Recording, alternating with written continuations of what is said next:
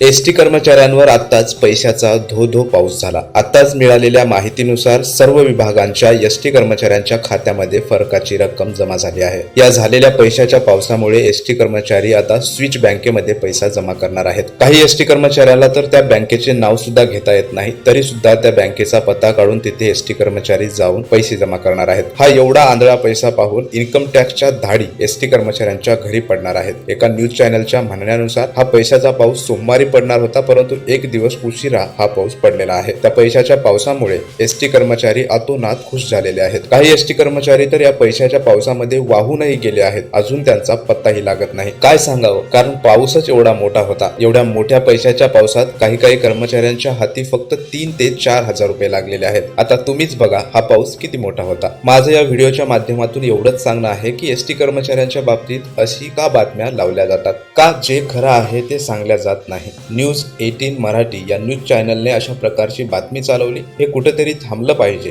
जे खरं आहे तेच दाखवलं पाहिजे, कारण सत्यता ही आहे की एसटी कर्मचाऱ्यांना अजूनही इतर महामंडळाच्या व सरकारी कर्मचाऱ्यांच्या तुलनेने कमी पगार मिळतो आणि तो पगार वेळेवर सुद्धा दिला जात नाही। मित्रांनो, व्हिडिओ आवडला असेल तर लाईक करायला विसरू नका आणि सर्व एसटी कर्मचाऱ्यांना व्हॉट्सअप ग्रुपमध्ये शेअर करा। धन्यवाद।